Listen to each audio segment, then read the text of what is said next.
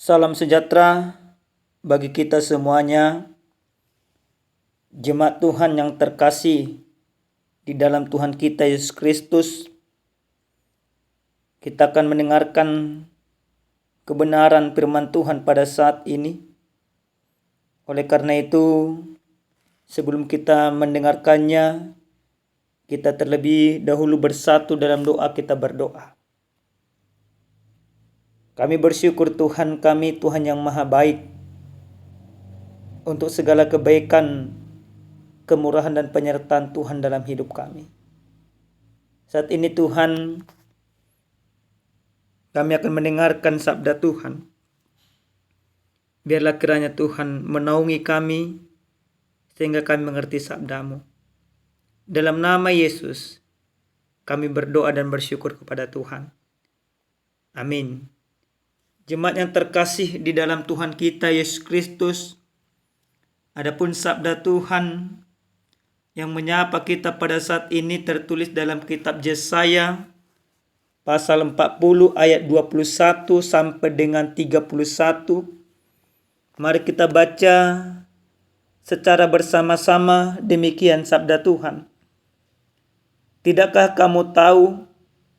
Tidakkah kamu dengar? Tidakkah diberitahukan kepadamu dari mulanya? Tidakkah kamu mengerti dari sejak dasar bumi diletakkan? Dia yang bertata di atas bulatan bumi, yang penduduknya seperti belalang. Dia yang membentangkan langit seperti kain, dan memasangnya seperti kemah kediaman. Dia yang membuat pembesar-pembesar menjadi tidak ada, dan yang menjadikan hakim-hakim dunia sia-sia saja. Baru saja mereka ditanam, baru saja mereka ditaburkan, baru saja cangkok mereka berakar di dalam tanah. Sudah juga ia meniup kepada mereka sehingga mereka kering, dan diterbangkan oleh badai seperti jerami. Dengan siapa hendak kamu samakan aku? Seakan-akan aku seperti dia, firman yang maha kudus. Arahkanlah matamu ke langit dan lihatlah, siapa yang menciptakan semua bintang itu, dan menyuruh segenap tentara mereka keluar, sambil memanggil nama mereka sekaliannya. Satupun tiada yang tak hadir, oleh sebab ia maha kuasa dan maha kuat. Mengapakah engkau berkata demikian, hai Yakub, dan berkata begini, hai Israel? Hidupku tersembunyi dari Tuhan, dan hakku tidak diperhatikan Allahku. Tidakkah kau tahu, dan tidakkah kau dengar? Tuhan ialah Allah kekal yang menciptakan bumi dari ujung ke ujung. Ia tidak menjadi lelah dan tidak menjadi lesu. Tidak terduga pengertiannya. Dia memberi kekuatan kepada yang lelah, dan menambah semangat kepada yang tiada berdaya. Orang-orang muda menjadi lelah dan lesu, dan teruna-teruna jatuh tersandung. Tetapi orang-orang yang menanti-nantikan Tuhan mendapat kekuatan baru. Mereka seumpama Raja Wali yang naik terbang dengan kekuatan sayapnya. Mereka berlari dan tidak menjadi lesu. Mereka berjalan dan tidak menjadi lelah. Demikian pembacaan kebenaran firman Tuhan. Jemaat yang terkasih di dalam Tuhan kita Yesus Kristus, di dalam kehidupan setiap orang pasti pernah mengalami pergumulan yang begitu berat. Bahkan tidak jarang orang ketika menghadapi pergumulan yang begitu berat, rasa stres, jenuh, putus asa sering sekali dihadapi dan dialami oleh orang-orang tertentu. Bahkan kami percaya ketika nanti pemilihan kepala daerah, pemilihan anggota-anggota legislatif, banyak nanti orang-orang yang tidak siap kalah akan mengalami stres. Banyak orang nanti akan menyalahkan orang lain oleh karena kekalahannya. Bahkan tidak jarang karena dia kalah, yang dulunya sahabatnya, yang dulunya temannya, yang dulunya mungkin dikatakan sebagai tim suksesnya, menjadi musuhnya. Perkataan pengkhianat akan terjadi. Nah, Bapak Ibu yang dikasihi Tuhan kita Yesus Kristus, di dalam kebenaran firman Tuhan yang sampai kepada kita pada saat ini, di mana umat Tuhan menyadari, mengetahui bahwa yang menyelamatkan mereka atau nenek moyang mereka dahulu dari tanah Mesir, perbudakan Mesir, adalah Tuhan. Mereka menyadari, mereka mengetahui itu karena sejarah-sejarah tentang keselamatan itu selalu disampaikan kepada bangsa itu. Mereka melihat, mendengar bagaimana kebesaran Tuhan yang begitu luar biasa. Namun bangsa itu kala itu mengalami kemerosotan iman. Maka karena kemerosotan iman, ketidaksetiaan mereka kepada Allah, maka Allah pun akhirnya mengizinkan mereka mengalami penderitaan oleh bangsa lain, yaitu bangsa Babel. Mereka menderita. Maka penderitaan itu yang menjadi titik fokus mereka, sehingga mereka berpikir bahwa Allah yang menyelamatkan nenek moyang mereka tidak akan mampu menyelamatkan mereka. Sehingga mereka berpikir penderitaan yang mereka rasakan di Babel lebih berat dibandingkan penderitaan yang dirasakan oleh nenek moyang mereka. Putus asa, stres, tentu merasuki kehidupan umat Tuhan pada saat itu. Maka apa yang dikatakan oleh firman Tuhan ini kepada umat Tuhan kala itu? Pertanyaan diutarakan oleh Yesaya. Tidakkah kamu tahu, tidakkah kamu dengar, tidakkah diberitahukan kepadamu dari mulanya? Tidakkah kamu mengerti dari sejak bumi diletakkan? Dia yang bertahta di atas bulatan bumi, yang penduduknya seperti belalang. Di mana Yesaya menyerukan kepada mereka akan segala sesuatu mungkin yang sudah terlupakan oleh mereka oleh karena penderitaan. Penderitaan membuat mereka seakan-akan meragukan kemahakuasaan Allah di dalam kehidupan. Sehingga mereka berpikir Allah itu tidak akan pernah sama, tidak akan pernah bisa melepaskan mereka. Namun Yesaya mengingatkan bagaimana Allah yang sudah diberitakan kepada mereka, bagaimana Allah yang sudah menyelamatkan nenek moyang mereka adalah Allah yang maha kuasa, adalah Allah yang kekal, yang tiada tara, tiada banding, bahkan tiada kuasa yang lain yang lebih besar daripada kuasa Allah itu sendiri. Maka sebuah peringatan disampaikan oleh Yesaya mengingatkan mereka supaya mereka memandang Allah itu dengan cara yang baik dan benar. Bapak Ibu yang dikasihi oleh Tuhan kita Yesus Kristus, dalam kebenaran firman Tuhan ini jelas sekali dikatakan bahwa Allah adalah bertata atas bulatan bumi. Berarti kalau Allah bertata atas bulatan bumi, maka Allah juga akan bertata atas bangsa Babel dengan Allah-Allah yang mereka sembah.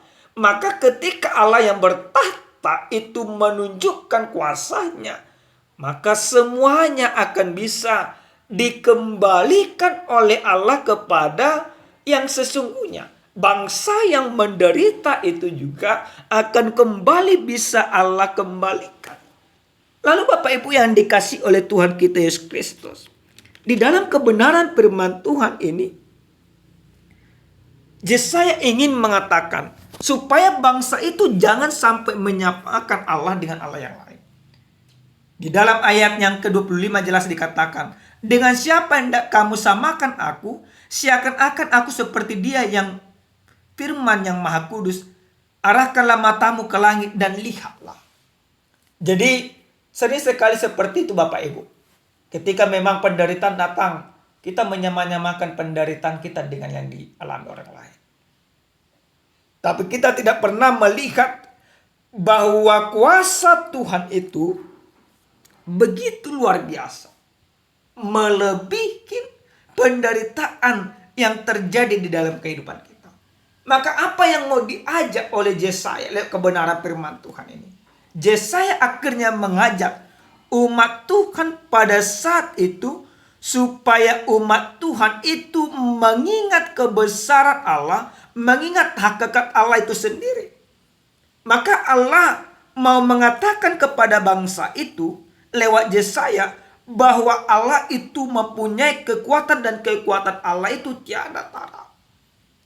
Maka diajaklah bangsa itu supaya bangsa itu menanti-nantikan Allah, sehingga dengan percaya sepenuhnya menantikan Allah, mengharap sepenuhnya kepada Allah, maka kekuatan akan senantiasa bersama dengan mereka. Mereka akan digambarkan seperti burung Raja Wali yang terbang mempunyai kekuatan sayapnya.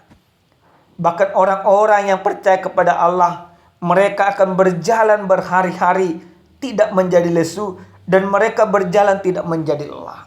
Karena apa bisa demikian? Karena Allah yang akan menuntun, menggerakkan, mengajak mereka untuk berjalan di dalam kehendak Tuhan. Lalu Bapak Ibu yang dikasihi Tuhan, di dalam tema khotbah yang sampai kepada kita pada saat ini, dikatakan Tuhan adalah Allah yang kekal. Apa yang boleh kita lihat di dalam kebenaran firman Tuhan ini? Yang pertama, lewat firman ini kita mau diajak, kita mau diarahkan, kita mau diyakinkan supaya setiap orang yang kekal, yang percaya kepada Tuhan, mengakui bahwa Allah itu adalah Allah yang kekal. Di dalam kasih, di dalam tuntunan, di dalam penyertaannya, Allah menunjukkan kekekalannya. Bahwa Allah tidak akan pernah bisa digantikan oleh dunia ini. Maka kita diajak untuk senantiasa percaya kepada Allah yang kekal itu. Pernah kami baca yang baru-baru ini Bapak Ibu, dikatakan seperti ini. 1000 janji tidak akan bisa ditepati. 1000 mimpi belum tentu bisa terwujud. 1000 rupiah pasti bisa beli bakwan, katanya. Lalu kami merenungkan, satu janji Tuhan akan diwujud nyatakan bagi setiap orang. Artinya Bapak Ibu, hanya janji akan kasih kebesaran Tuhan yang benar-benar terjadi di dalam kehidupan kita. Maka kita harus katakan pada saat ini, kita percaya sepenuhnya kepada Allah, bukan kepada dunia ini, bukan kepada manusia. Karena kekekalan Allah itu akan senantiasa beserta dengan kita. Maka ketika kita pun menghadapi tantangan dan persoalan, kita jangan pernah meninggalkan Tuhan di dalam kehidupan. Kita akan Tuhan jadikan seperti Raja Wali, akan terus terbang. Oleh karena penderitaan ini itu menjadi batu loncatan kita untuk memandang, untuk berserah, dan untuk menunjukkan kesetiaan kita kepada Allah. Yang kedua Bapak Ibu yang dikasih oleh Tuhan kita Yesus Kristus, dari firman ini kita mau diajak supaya kita jangan fokus kita di dalam kehidupan ini. Jangan fokusnya kepada penderitaan, persoalan. Tapi fokus kita mau diajak yaitu kepada kemahakuasaan Allah. Maka Bapak Ibu yang dikasihi Tuhan, mungkin nanti di bulan 2 ini akan banyak yang kecewa. Seperti yang kami katakan tadi, oleh karena pilihannya tidak baik, pilihannya tidak menang, lain sebagainya. Tapi fokus kita bukan kepada pilihan itu saja. Jangan biarkan kekecewaan itu mengendalikan kehidupanmu. Tapi tetaplah fokus kepada Allah di dalam hidupmu. Yang ketiga Bapak Ibu yang dikasihi Tuhan, firman ini mau mengatakan kepada kita bahwa kuasa Allah itu nyata dalam kehidupan Yesus Kristus. yang mampu menyembuhkan, mengalahkan segala penyakit penderitaan manusia, yang mampu mengalahkan segala kekhawatiran kita. Maka apa yang dikatakan di dalam 1 Petrus 5 ayat 7. Serahkanlah segala kekhawatiranmu kepadanya, sebab ia yang akan memelihara kamu. Maka kita mau diajak supaya menyerahkan kekhawatiran kita sepenuhnya kepada Tuhan. Nah, Bapak Ibu yang dikasihi Tuhan, ketika kita percaya kepada Tuhan, maka Tuhan tidak pernah mengecewakan kita. Ada sebuah ilustrasi Bapak Ibu yang dikasihi Tuhan. Ada seorang orang kaya. Pada saat itu oleh karena kekayaannya, dan dia dikenal sebenarnya orang kaya yang sangat baik. Suatu ketika datang orang meminta bantuan kepada orang kaya tersebut. Maka orang kaya itu memberikannya. Kedua kali juga orang yang minta bantuan datang, orang kaya ini juga memberikannya. Ketiga juga datang diberikannya. Maka dia mempersaksikan pada saat itu bahwa orang kaya itu adalah baik. Nah, oleh karena kesaksiannya, maka ada banyak orang yang datang kepadanya yang dibantunya. Orang kedua datang seperti itu juga. Namun orang yang dibantu ini, yang pertama yang dibantu ini, datang kembali kepada orang kaya tersebut. Oleh karena segala sesuatu yang sudah dilihat orang kaya tersebut tidak lagi membantunya. Maka apa yang dikatakan dia akhirnya kepada semua orang? Dia itu orang yang sombong. Dia itu orang yang congkak dan sebagainya. Nah, Bapak Ibu yang dikasihi Tuhan kita Yesus Kristus, ketika dia menceritakan itu kepada orang-orang, maka orang-orang tidak percaya kepadanya. Yang diketahui orang adalah bahwa orang kaya ini adalah orang kaya yang baik. Nah, Bapak Ibu yang dikasihi Tuhan, di dalam kehidupan, di dalam keberimanan kita sering seperti itu. Sebenarnya orang kaya itu seperti Yesus Kristus. Berapa kali pun kita datang kepadanya, dia akan senantiasa mengasihi kehidupan kita. Dia akan membantu kita, dia akan menopang kita. Tapi ketika kita sudah dibantu dan ditopang oleh Yesus, tapi kita tidak melakukan keselamatan itu, tidak menjadikan dia sebagai Tuhan dan Juru Selamat, maka Tuhan itu pasti kecewa juga Bapak Ibu.